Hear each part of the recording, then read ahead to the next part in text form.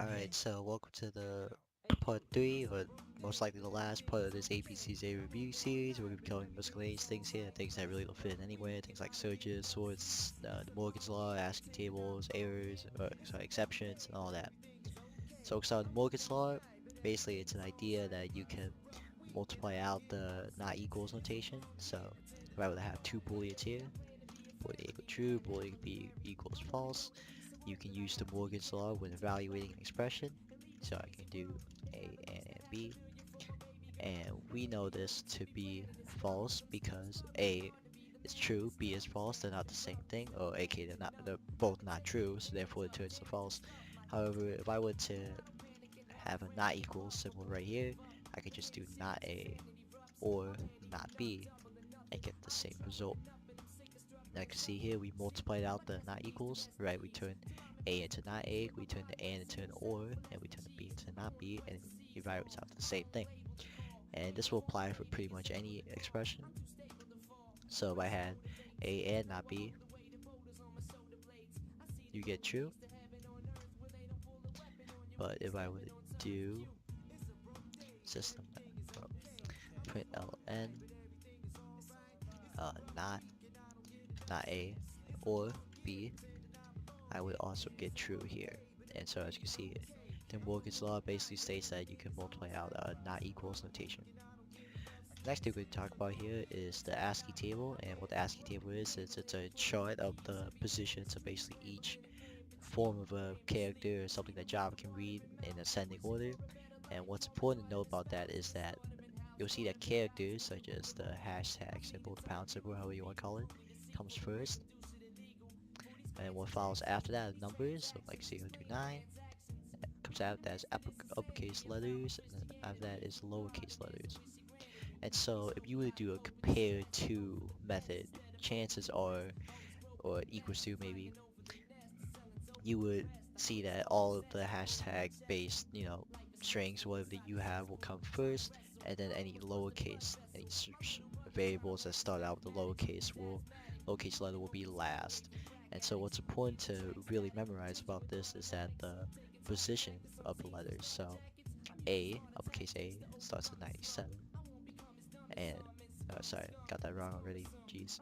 Uppercase A starts at 65, excuse me. And lowercase a starts at 97. And the reason why it's important to know these things is because if you were to ever need to find out where position of a chart, like a letter or like a character is, then you might want to know these things, because if I want to know lowercase b, for example, I could go off my memory that A is 97, say a B is 98. Likewise, I need to know uppercase C, well 65, 66, so 67. And you get the point. So that's it for the ASCII table. The next thing we talk about in the same, realm is hexadecimal. So hexadecimal, whereas we recognize numbers 0 to 9, they also recognize the numbers 10 through 15 by using the letters. So A is equal to 10, all the way to F, which is 15. And the reason why it's important to know this is because many numbers, many colors are represented through hexadecimal, and so you might need to know how to convert from hexadecimal to decimal. And the way you do that is you take the sum of the numbers times the 16 to the position they're at. So this is just for the sake, so I'm just put digit. And what this means is if I were to have a number such as, I don't know, 7, A, 5, what I would do is I would add 7 times 16 digits, meaning 0, 1, 2 from the right. And so this would be 16 to the second power plus A, which is 10, so 10 times 16 to the first power plus 5 times 16 to the 0th power. And that would be, the answer to that would be the decimal equivalent of 785. So yeah, that's just something important to know. Next thing we're going to talk about here is recursion. And the idea of recursion is you want to have, when you have a function that that utilizes itself.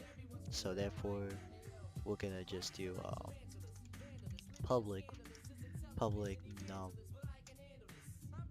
yeah, public num recursion, int recursion, drunk num int num.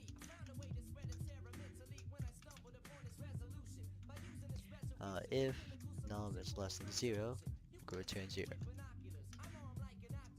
And at any other point, we're just gonna turn num plus recursion. That's right.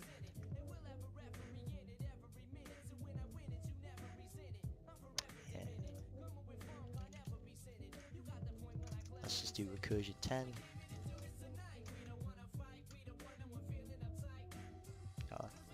System.out println num, and then we're gonna print out what this is.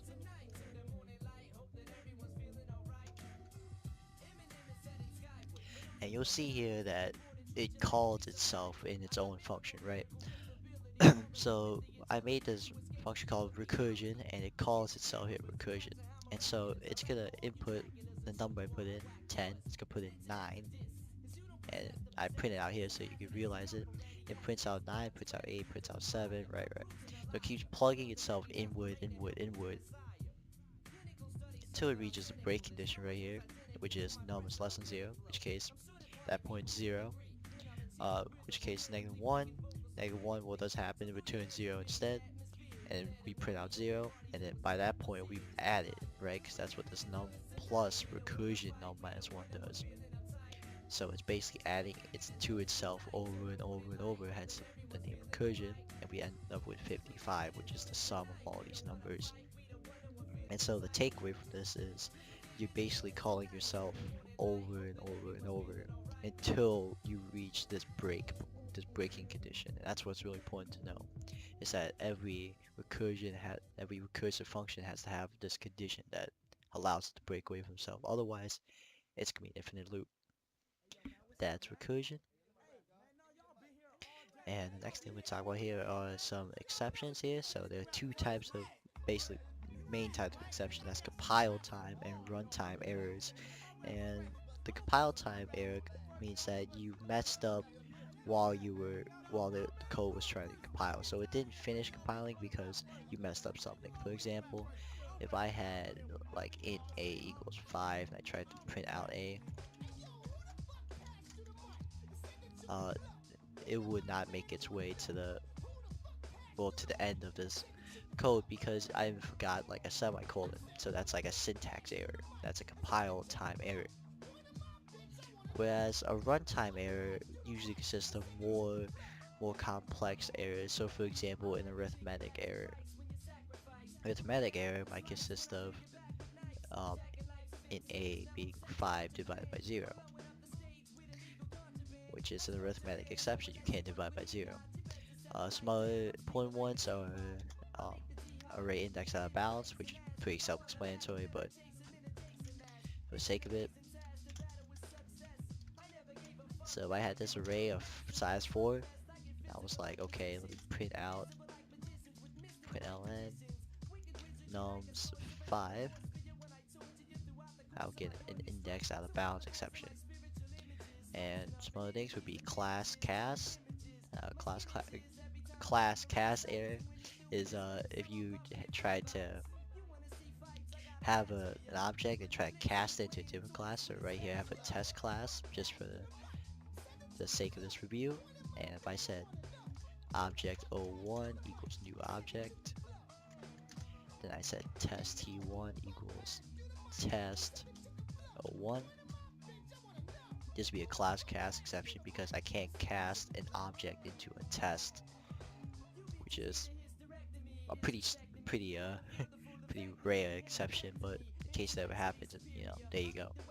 Another exception, a runtime exception, would be a legal argument. So for example, in this test class I have this say this method that takes a string as input, but if I were to say t1 say this and I gave it a number, this is not applicable for the arguments, aka an illegal argument error. You can't put a num into a string parameter. based function or method. And the last one would be a null pointer. So a null pointer would mean that you basically have something that's, well, non-existent. So if I said like int a, and I said system.out println, although processing sets may have not been initialized, this will end up being a null pointer exception in most cases because there is simply nothing there. And that's also a runtime error because the code runs, it's just that at the end it found an error. And the next thing we talk about here is searches and sorts. So I'm gonna not run through the code for most of these because the code is very extensive and very complex, and it's better just to know the general gist of these things. And so we're gonna start with sequential search. Sequential search is basically if I had a list of, let's just put some random numbers on screen here. And if I want to find the number 2, well, I would start here. I would check to see if it's 2. Move to here, check to see if it's 2. Move to here, check to see if it's 2. Move to here, check. Oh, look, it's 2. And so this is called sequential search. I'm just gonna write out here sequential. And the idea behind sequential search is that it's arguably the most basic one, and it's pretty simple, but the most amount of time you would take, the worst case would be the length of the array, right? Because if I want to search for the number 1 here, well, I have to go all the way through and I have to take 5 runs. So the worst case, I'm just gonna abbreviate this WC, would be n, assuming that it's n long, n times long. And so if n is 5 here, then the worst case would be me having to search 5 times. The next thing would be a binary search. So a binary search here, 4, 5, 3, 2, 1, is I start in the middle, and let's say I'm looking for 2, then I ask myself, okay, well, if I split this in half right here, is 2, oh, assuming it's sorted, so I should probably erase this.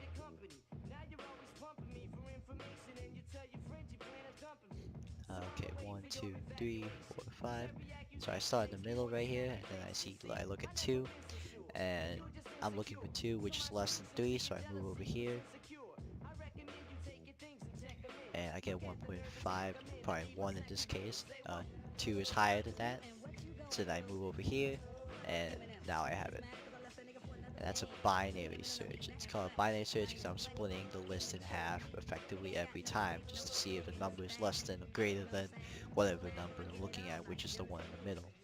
And the worst case scenario for this one is log 2n.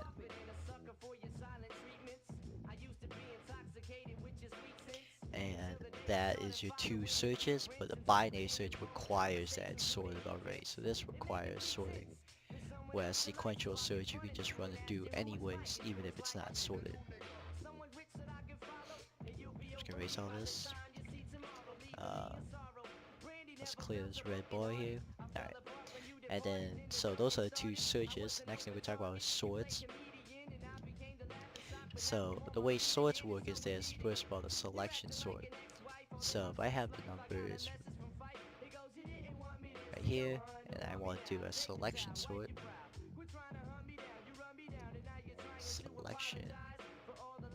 sort.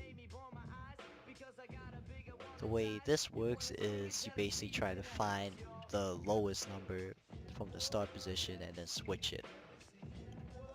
And then switch it off with whatever number you're already looking at. So chances are a selection sort looks something like you start here, then you run through, you say okay, well, looks like 3 is the smaller one here. I'm just gonna swap that. 3, 5, 4, 1, 2, and then we'll keep looping through. Now at 1. Oh, well, looks like that's smaller too, so we're just gonna swap that around. 1, 5, 4, 3, 2, and we keep going here into 2, which is obviously not smaller than 1, and we repeat this because now the next time we do it, we're gonna be at 5. We're gonna keep repeating this until eventually we end up with a sorted array. So that's called selection sort. And the way you would do that would be using a nested for loop, using I plus one, I plus one being represented by j, right? And a temp variable to swap out the numbers as you go. And the worst case scenario for this, or how long the maximum amount of operations it would take for you to do all this, would be n times n plus 1 divided by 2. Yeah, just important to know that. Now we're gonna clear this. And we're gonna talk about the insertion sort. Now the insertion sort, what I would do 4, 3, 1, 2. The insertion sort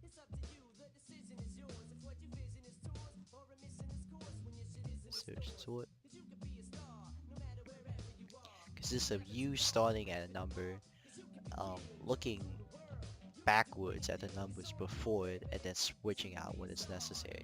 So you start at 5 here, you look at 4, well that looks pretty good to me.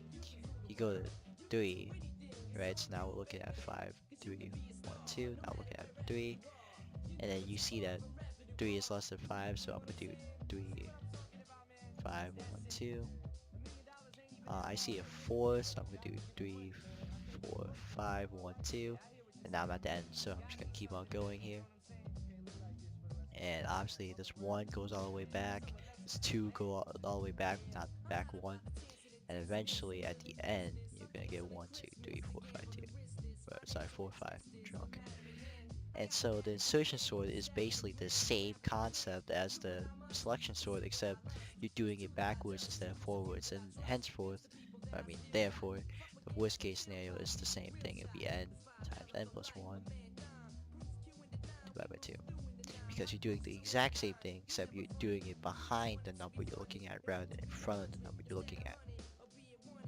However, all of these pale in comparison to the merge sort, and the merge sort is the most efficient sort there is out there, and probably the one with the most amount of code you'd have to write. I'm sure you have to do it. But what the merge sort does is we're basically gonna split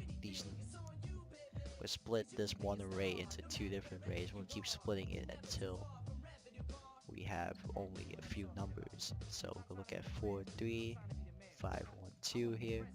And the important thing though is that the first array, the A array, will always be sorted quotation marks first.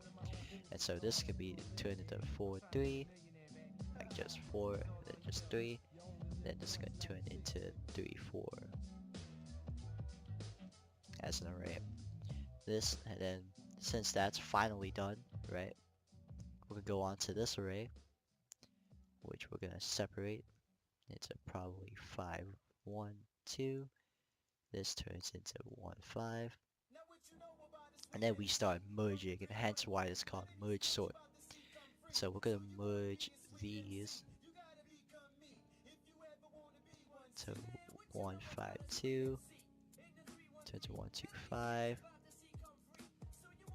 We're going to merge these together into 3, 4, 1, 2, 5, which will lastly turn to 1, 2, 3, 4, 5.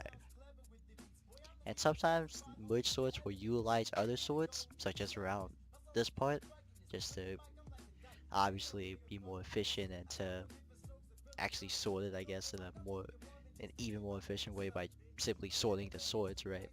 And so the merge sort being the most efficient, the worst case scenario will be n log 2 every time. So yeah, that's basically the merge sort. There's nothing else to it. And aside from the merge sort, there's nothing else to APCSA. Within the 3 videos that I posted on my channel, that's basically everything CSA has to offer. Unless there are questions about stuff like not equals to or how to declare a variable, there's really nothing else within CSA Java API and curriculum. Thanks for having me.